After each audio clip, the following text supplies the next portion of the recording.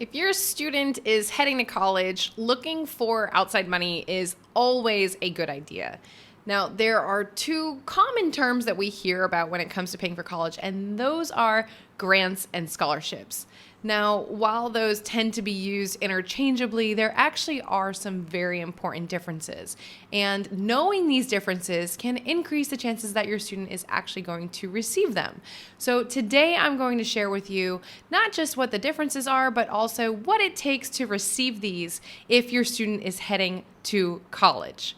Now make sure you hit subscribe because this is one of many videos we're going to be releasing on how to pay for college with as little student loan debt as possible. My name is Jocelyn Pearson, founder of the Scholarship System, and that is what we do. We teach families how to avoid student loan debt so that their family and their student can have a strong financial future. Okay, let's go ahead and dive in. Now, with my own experience of paying for college, I actually received over 6 figures in scholarships, and some of those were indeed grants, but not many of them. So I wanted to explain the difference of those. Now, neither of these have to be paid back as long as your student meets any kind of criteria that are stipulated when they are applying. So I'm going to explain what the different criteria can be, but this is something that you want to be on the lookout for whenever your student is looking at scholarships and grants. Now, both of these are typically called gift aid because they are a gift. Again, they do not have to be paid back, which is amazing, right? Now, the main difference between a grant and a scholarship is where the money comes from, how your student can apply for it, and what it requires in order to be eligible. So let's start off with grants. So grants are typically given based off of family income. So a lot of times they are need-based. They could be based off the cost of the school, maybe disability status, and also in some few cases, career path that your student is pursuing. These are typically awarded by the state government or the federal government, and also in combination with the colleges and universities. So it's not like you have tons of organizations out there giving out grants like scholarships. One example would be the federal Pell Grant. This is based on financial need. Another one is the Teach Education Assistance for college and higher education grants. So basically the TEACH grant. Now this is for students that are pursuing a career in education. So this is certainly career-based. Now it is important to note that there are grants for businesses. So you will see business grants out there by nonprofits, organizations, government institutions. These are not what students should be applying for. So this was actually a question we recently received from one of our members inside the Scholarship System course.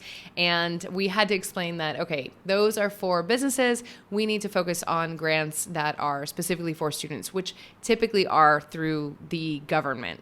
So in order to apply for these grants, it pretty much is just by submitting FAFSA. Comment below if you are submitting FAFSA or if you're not. And I will tell you right now, if you're not, please check out our FAFSA playlist. I have so many details in there about the importance of submitting FAFSA and what you can get access to. So we will link to that in the description below. Now, grant money is typically limited. So the sooner your family submits FAFSA, the higher chances that your student can receive that money before it runs out. This depends on the state, it depends on the funding amount, it depends on the criteria that they're meeting, but still ultimately the sooner the better is always the case when it comes to applying for money for college. Now let's flip to scholarships, which scholarships of course are my absolute favorite. This is my area of expertise. We've in fact helped families at this point secure about $10 million in funding. I think we're around 9.8 now. So we know what we're doing when it comes to scholarships. Now, these scholarships can be given out for almost anything. There are merit scholarships, which is based on merit qualifications. So this could be based off of academics, this could be based off leadership or community service, some sort of qualifying criteria, maybe SAT scores, ACT scores, and they're typically given through the university. But then also scholarships can be awarded by so many private businesses, institutions, nonprofits. You can find them through so many different organizations. Now, I do have an entire training on where to find these scholarships because you want to make sure that you're only applying to legitimate ones with your student, not wasting time on scams. So if you want to learn my exact steps on how to build that scholarship list, you can register for my free training. It's written down in the description below where I cover my 6 steps to securing scholarships, or you can go to thescholarshipsystem.com/free webinar. Now, when it comes to applying for scholarships, this is the big difference between grants and scholarships. Grants are pretty straightforward, right? You have to submit FAFSA and make sure that we meet any deadlines, submit it sooner than later before the money runs out, and maybe even make sure that we reach out to the university to see if they have any kind of separate application or consideration. On the other side, when it comes to applying for scholarships, this can vary depending on the scholarship. It can look completely different from one organization to another. And every single application will have their own individual requirements. However, this is something that we cover in the scholarship system greatly. A lot of times you'll find that those requirements do overlap. They might be asking for things like transcripts, recommendation letters, a resume, a list of activities and awards.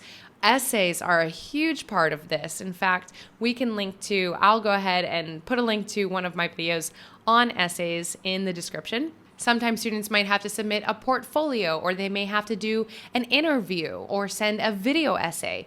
In fact, one of my scholarships that I received that resulted in $4,000 per academic school year was actually an in-person scholarship interview day where we had multiple rounds. It was almost like a hiring process. But in the end, I won $4,000 for 4 years, so $16,000.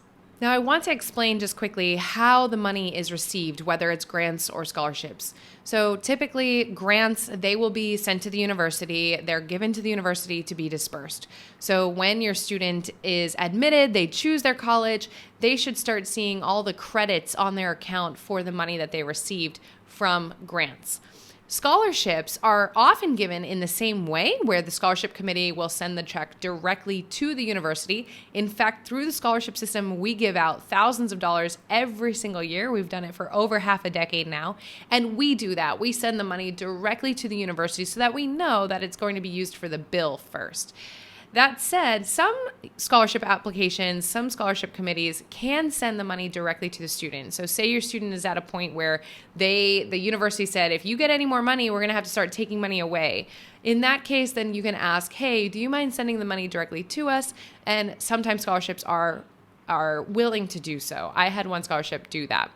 Now, if your student gets to a position that I got into where I actually received more money than what my college bill was, they will receive an overage check where the university will simply cut a check for any excess amount of credits from the money that was received and give it to your student every single semester. So I received that every single semester. I used it for whatever I needed. Books, one semester I broke my laptop. I was able to pay for that. So this is an amazing situation to be in. In fact, a lot of our families, they have managed to pull this off. We've had many families get 6 figures in scholarships, and now they're receiving an overage check, which is amazing.